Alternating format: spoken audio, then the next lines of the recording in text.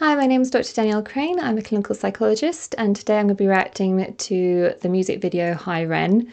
I was actually recommended this by one of my clients. She was very surprised that I hadn't come across it previously.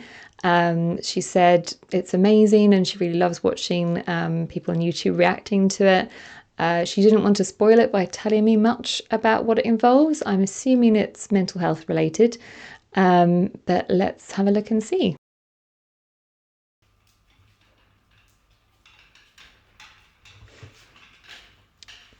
It's a very interesting room, and the pig character's a bit ominous. I'm really hoping that doesn't represent a mental health professional.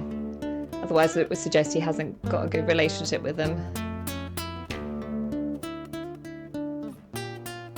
Guitar's lovely.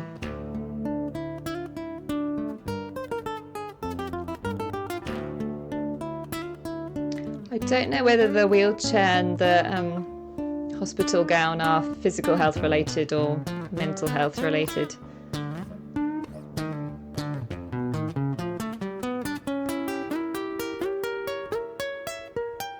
He's very good.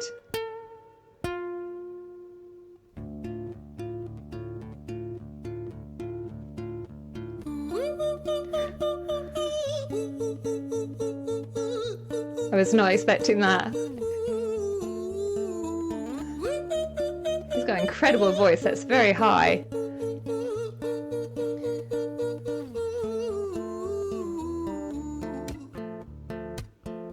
That's a good beat as well. Hi there, Ren. It's been a little while. Did you miss me? You thought you buried me, didn't you? Risky. Cause I always come back. Deep down, you know that. Deep down, you know I'm always in periphery. Ren, on your pleased to see me. It's been weeks since we spoke, bro. I know you need me. You're the sheep, I'm the shepherd. Not your place to lead me. Not your place to be biting off the hand that feeds me. Hi, Ren. I've been taking some time to be distant. I've been taking some time to be still. I've been taking some time to be by myself since my therapist told me I'm ill. And I've been making some progress lately. And I've learned some new coping skills. So I haven't really needed you much, man. I think we need... I almost don't want to pause because it's so good that I just want to carry on watching. But I'm assuming this is psychosis. So I'm assuming he's playing out this dialogue that he's having with the voice that he hears, and that maybe the room is perhaps representing their mind. I don't know. There seems to be something going on with the lights in the background as well, kind of flickering when he is sort of engaging with this voice. I mean, it could also be dissociative identity disorder, which is a rarer condition, but that is normally that there are multiple different personalities and that they will actually kind of come forward and take over control of kind of the body and be interacting and that sort of thing, rather than perhaps this internal dialogue. So I'm assuming psychosis rather than DID, but I might be wrong. And yeah, the first, I assuming it's the voice. There seems to be that kind of controlling element, or that kind of, he's a bit perhaps dominant. There's something about I'm the shepherd, you are the sheep, or something, where, you know, I'm the leader.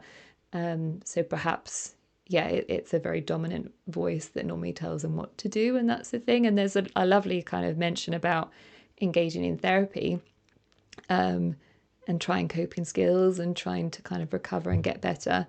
I mean, I already love it, like already, just because it's so unique. Like I've heard people sing about schizophrenia and that sort of thing before, like Blue October and that sort of thing, but I've never seen anyone actually kind of play out this dialogue as part of a music video. It's incredible.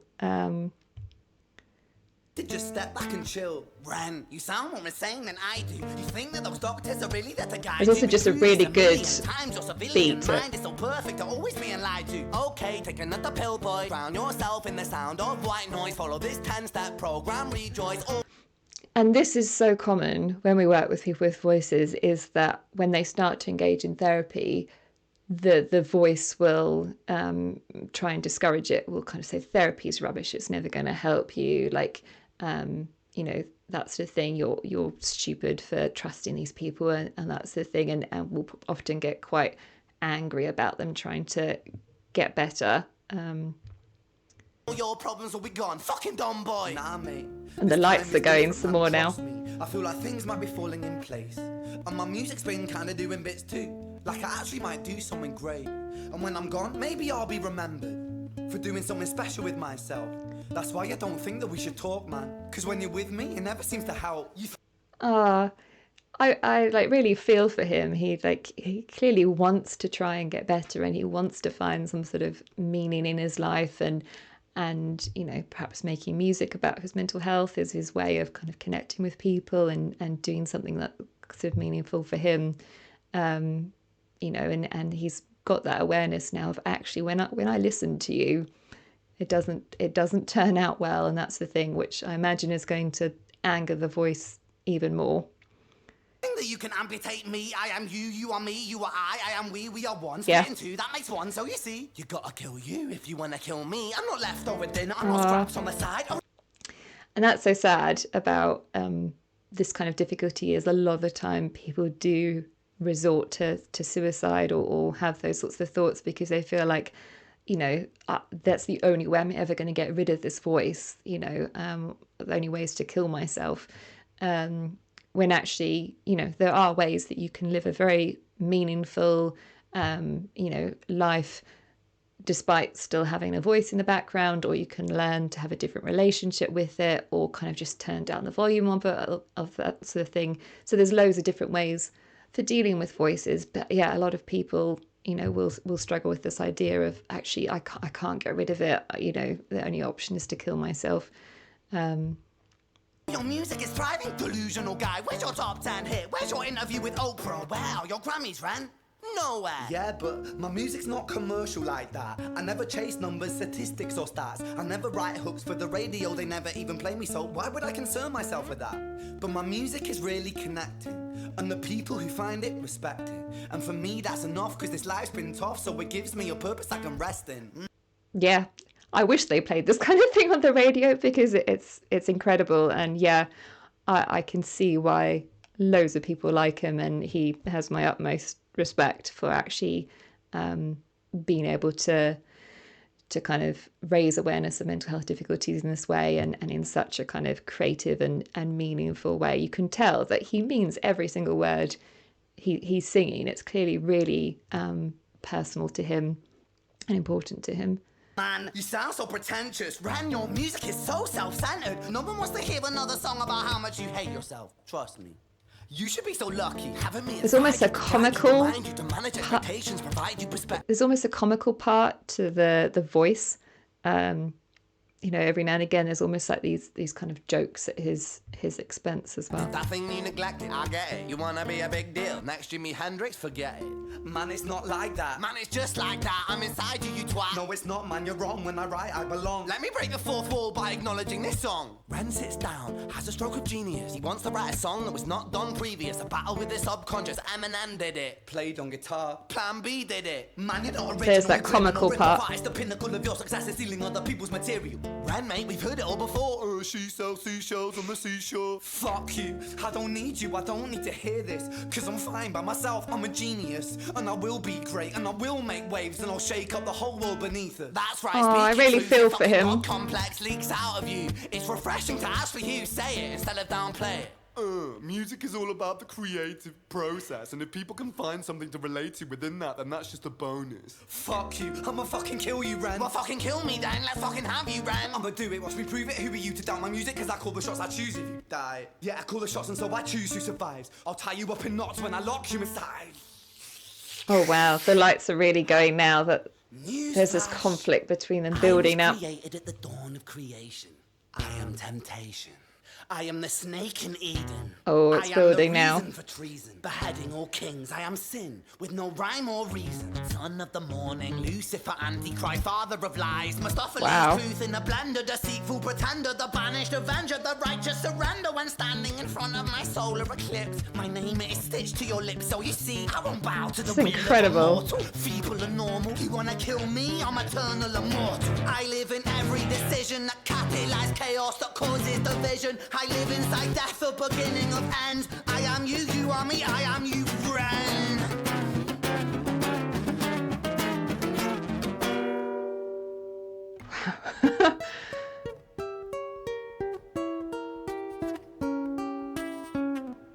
That was incredible.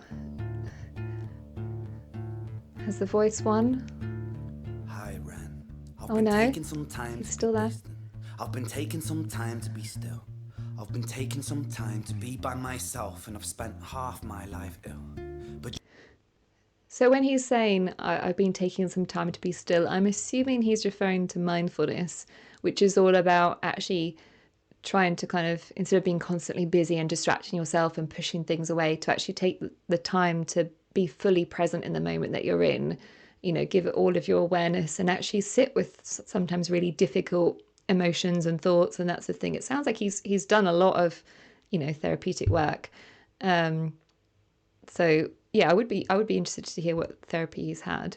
just as sure as the tide starts turning, just as sure as the night has dawned, just as sure as the rainfall soon runs dry when you stand in an eye of a storm. I was made to be tested and twisted. I was made to be broken and beat. I was made by his hand. It's all part of his plan. So I'm wondering whether there's perhaps a religious aspect. There's something about I was made by his hand. You know, a lot of people find meaning in religion, and that's something that kind of really helps them to keep going. I'm not sure if that's what he's referring to. I stand on my own 2 feet, and you know me, my will is eternal. Oh, he's standing. And you know me, you've met me before. Face to face with a beast, I will rise from the east and I'll settle on the ocean floor. And I go by many names also. Some people know me as hope. Some people know me as the voice that you hear when you loosen the noose on the rope. And you know how I know that I'll prosper? 'Cause I stand here beside you today. I have stood in the flames that cremated my brain, and I didn't once flinch or shake. So carry. I am not a really emotional person. I never cry at films or anything like that, but I genuinely started tearing up at that point. It's just so moving when you hear people who have felt completely broken and they've been struggling for most of their lives and that sort of thing, and they really at that kind of low point, and they manage to kind of find that moment of hope. They manage to find that thing that they can hold on to. He was even referring to someone kind of on the verge of suicide, loosening the rope, that sense of just the moment of hope that can kind of be the start of turning your life around. And it sounds like, potentially he's done that. He's worked really hard in therapy, and he's kind of working towards recovery. The man I've become when I sing from the top of my lungs, that I won't retire. I'll stand in your such fire a beautiful voice. To be strong. And when I am gone, I will rise in the music that I left behind. Ferocious, persistent, immortal like you. We're a climate different side.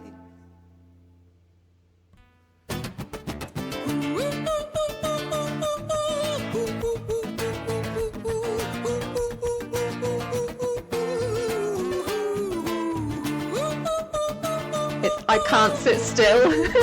It's very hard to sit still and listen to this. It's got such a good rhythm.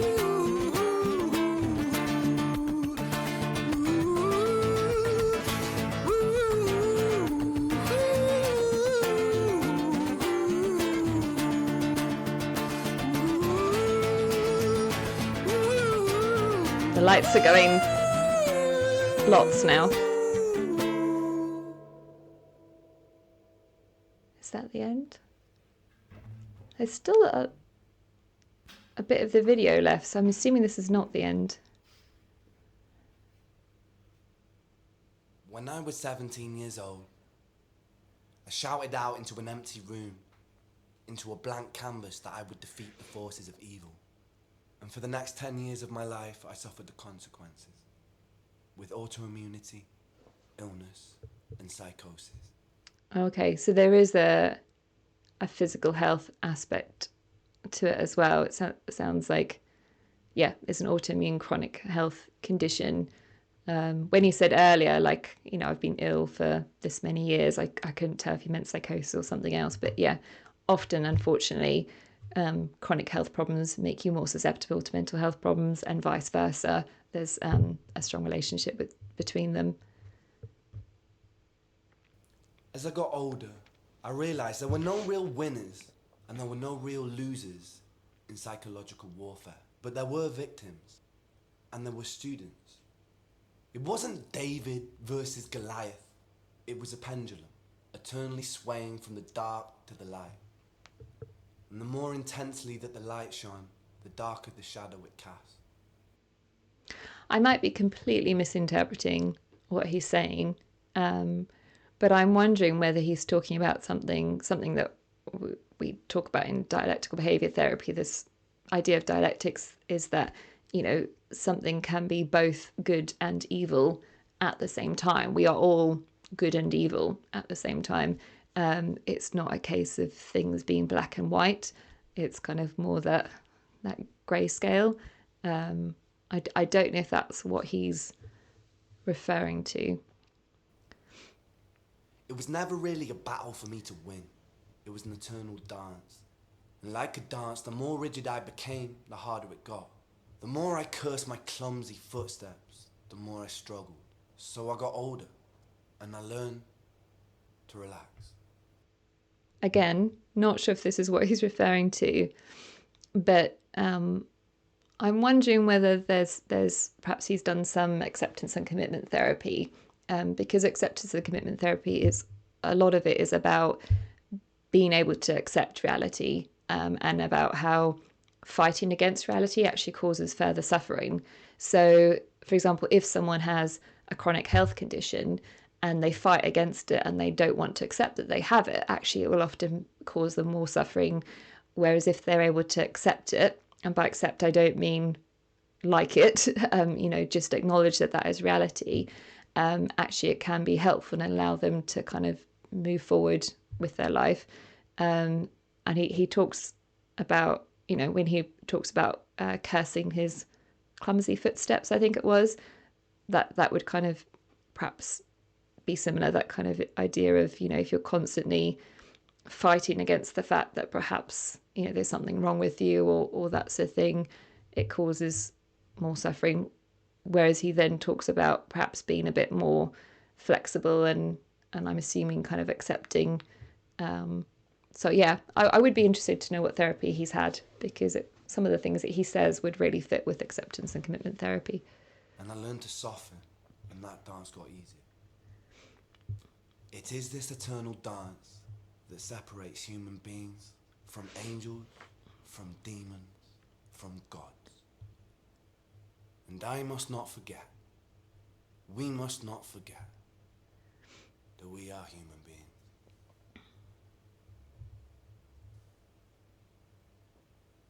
There's also, as part of that, you know, this idea that we will always have suffering in our lives. You know, it's impossible to not.